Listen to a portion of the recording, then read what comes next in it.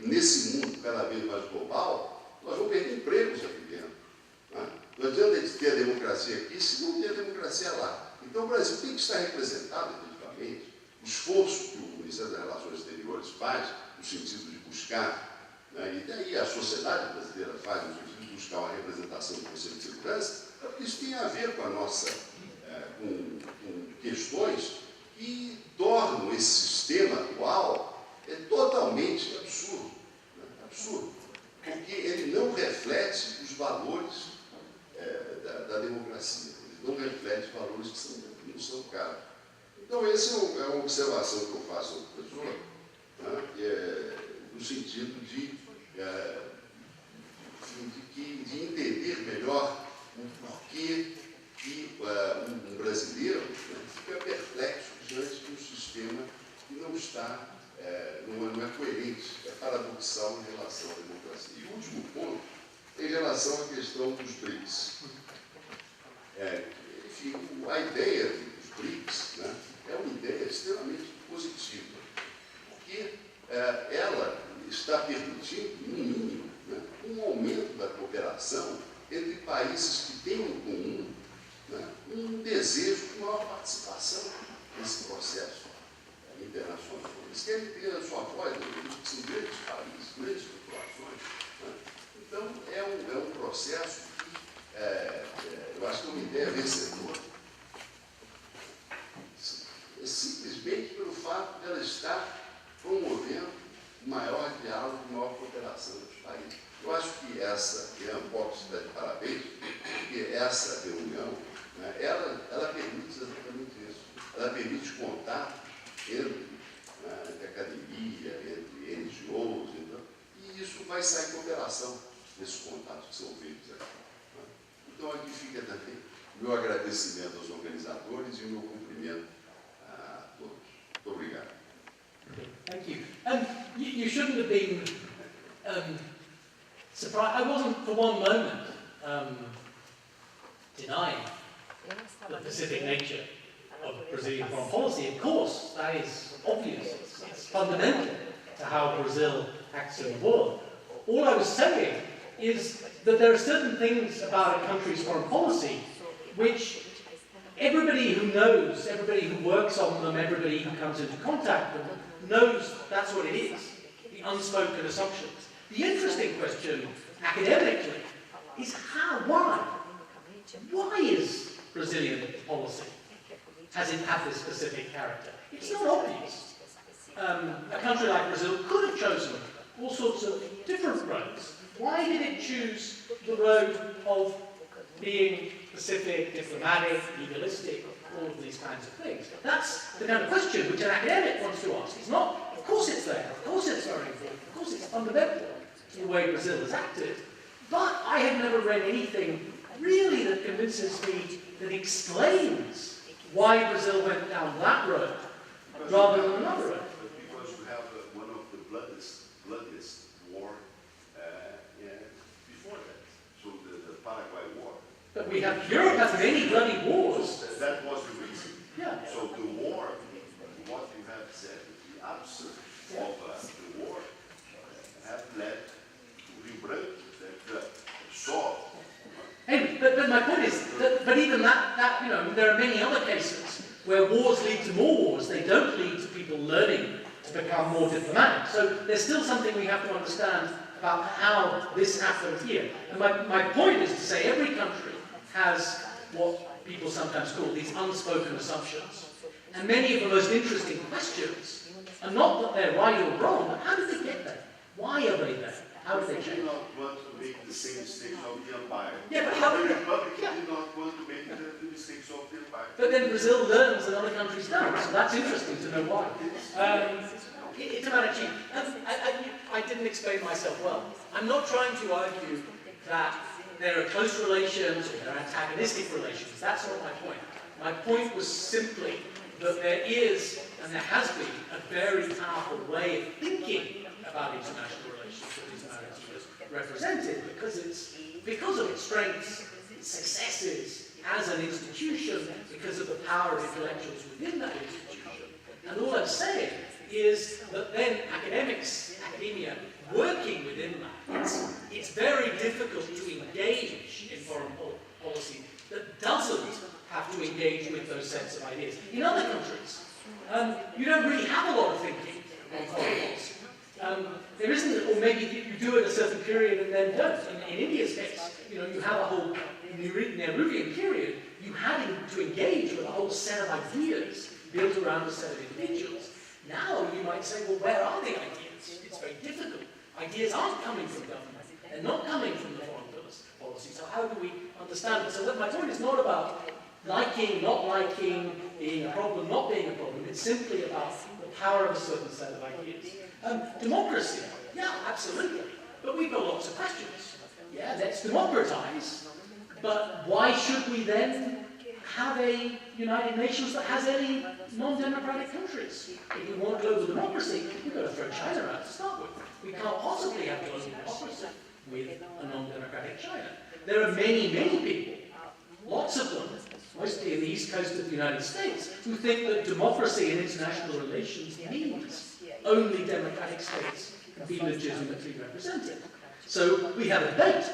Does more democracy mean changing institutions to have more states there? Or does it mean saying only certain kinds of states can be there? We need to argue that and to debate that. Democracy versus other things. The United Nations was not built to be representative. The United States was built as a political institution that inherited the political role of great powers. Instead of having a concert of Europe, as it had certain countries that were still going to dominate. It was hierarchical, it was exclusionary, it was about power politics. That's what the United Nations was going to be. Now, the United Nations has moved in terms of substantive values, in terms of claims to representativeness, but the question of the role of that politics, the hard politics of the United Nations, is one still that all discussions of the reform of the United Nations have to take on board. How big can you expand the Security Council before you lose the capacity for effective, hard political action? That's the argument of the proponents. Who is going to be there? Is the rise of the BRICS incorporating new people really about creating a more democratic global political system? Or is it about recreating a different kind of hierarchical political system? It's just that we need different people in the hierarchy. Instead of the ones we've got now, which reflects the reality of 60 years ago, we need to have a political hierarchy with a different range of countries as well. That's a different way of seeing the debate about reform. It's seeing reform not in terms of democracy, but in terms of power politics. Again, we can argue we have to have the discussion about what that means. Yes, the BRICS are about more cooperation, but we understand the BRICS also in terms of hard power politics. Why are the BRICS there? South Africa's there because there has to be someone from Africa. In many ways, the BRICS are there as a cover for China. China is desperately keen to avoid a situation either where it is forced into a close bilateral relations, everything is seen through the lens of US-China relations. It suits China very much to be part of this group that provides cover for its emergence. Equally, on the part of all the other countries, the big shift in power, when we think, if you want to think in power terms, isn't really the others, it's really China. And their relationship with China and with this diffusion of power is what makes the BRICS so important in power political terms. Now, of course, that isn't the only thing. Yes, there's cooperation, yes, there's all sorts of other things, but again, let's not forget the hard political side of what goes on. Because when we study international relations, we study cooperation, we study institutions, but we still study the hard, nasty side of power politics, and that is still there in the BRICS in terms of what brings them together. And of course, it's still there in the BRICS in terms of what pulls them apart. After all, India and China are major geopolitical rivals. India has balanced against China, both internally by going nuclear, and externally through rapprochement with the United States. We have the new world institutions and globalization. We have the old world of traditional power politics. That's the challenge of trying to Eu vou me dirigir em português também.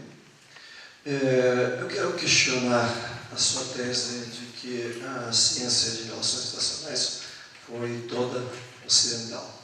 Nós temos uma memória curta e temos que lembrar que houve o fim do bloco soviético.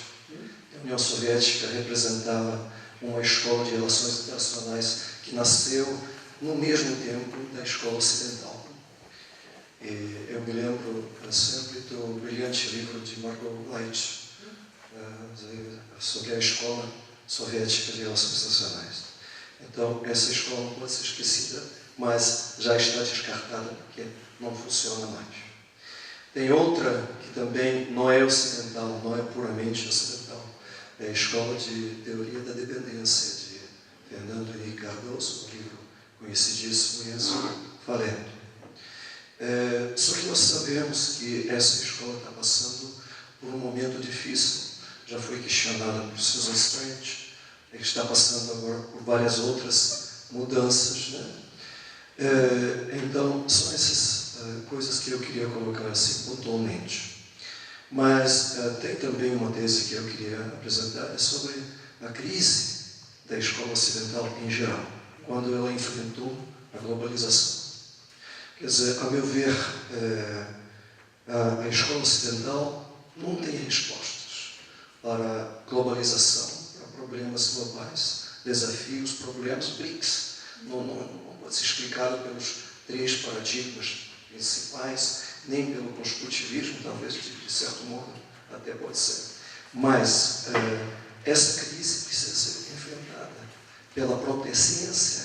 A ciência está atrasada em relação a essas questões que estão colocadas. As Nações Unidas estão baseadas na prática de empirismo. Eles estão trabalhando empiricamente, tentando criar, digamos assim, várias respostas para várias situações que existem no mundo. Okay. Well, thank you very much. I had a little bit, I didn't have time to talk about, in a sense, where do you put the great tradition of dependency theory. I actually tend to put it in comparison with the sorts of ideas I was talking about, non-Western theory, IR of the global south, compared to those, certainly compared in a sense to critical and post-colonial thinking,